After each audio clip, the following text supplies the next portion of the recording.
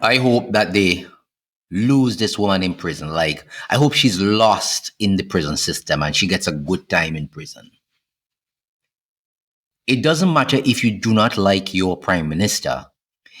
It doesn't matter if you did not vote for the person who is prime minister. That sort of rhetoric is just uncivilized. I come here and I speak about Kamla Prasad Bisesa, about her policies, which I don't like. I have nothing personal against her. I speak to her policies. I do not like some of them, and I think they're putting the country in a precarious situation, and on a whole, the Caribbean. But I would not dare do that, what this woman did in Trinidad and Tobago. She was detained. You can't call for Venezuelans to go and bomb and strike the home of the prime minister. Are you mad? I hope that she is lost in the prison system. This is one of the times I'll be rooting for Kamla Prasad Bisesa. So I'm reading this morning a Trinidadian woman has been detained under Homeland Security orders after allegedly calling on Venezuela to attack the Prime Minister's private residence, according to a report in the Trinidad and Tobago Guardian. Now, listen to me. I have seen more than one of these things on social media. It doesn't matter if it is a meme or if it is real. Even memes, I would tell you, in certain countries, you would be picked up by the police. You don't joke about those things. That's a head of state you're talking about.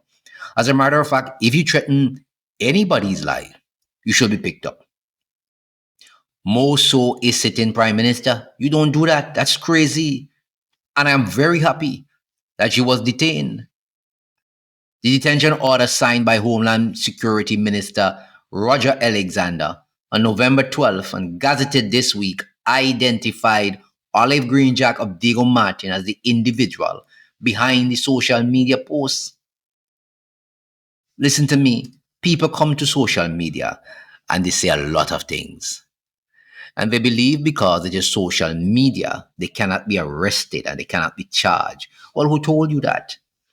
Social media is almost like real life in real time. You don't do those things. Even right now in St. Vincent, you're having elections, and people believe that you can say anything because of the election season. And I know after the election season is over, I know for a fact that there'll be a lot of lawsuits flying left, right, and center in St. Vincent. Some people do not have anything to pay. The clothes on their backs is not even.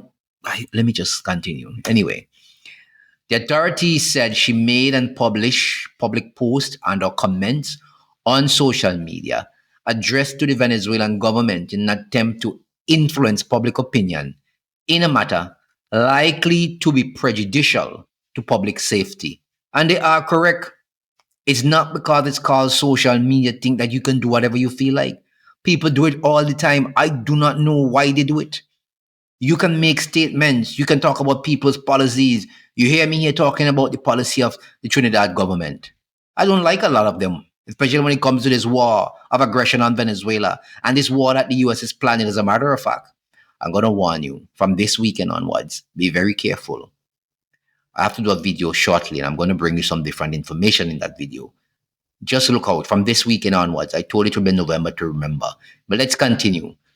In an attempt, they said, to influence public opinion in a manner likely to be prejudicial to public safety. And they're very correct. They're very correct. And I'm very happy officials describe our actions as an imminent threat, noting that the post incited violence against the Prime Minister and the government of Trinidad and Tobago and members of the public. And they are very, very correct. I tell you something, people must learn to address issues without getting personal. I deal with public policy. I curse them out. If I don't like them, I curse them out. I say the worst things about those public policies and I tend to want to dismantle them.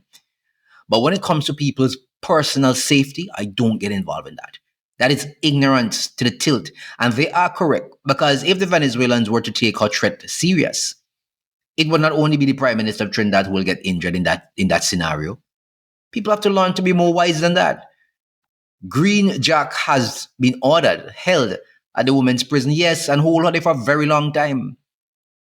Her detention forms part of a wider crackdown with three other individuals also held under separate orders for alleged involvement in organized crime and gang activity. The case highlights growing concerns in Trinidad and Tobago over the use of social media to incite violence and the government's heightened response to threats against national security. And I agree with them 100%. But you don't ever cause and jeopardize the safety of people, no matter who they are.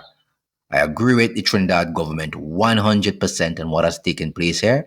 And for the rest of you who are thinking about such foolishness, may this be a valuable lesson to you all. You hear me? I hope the law saw in the prison system. Have a good day.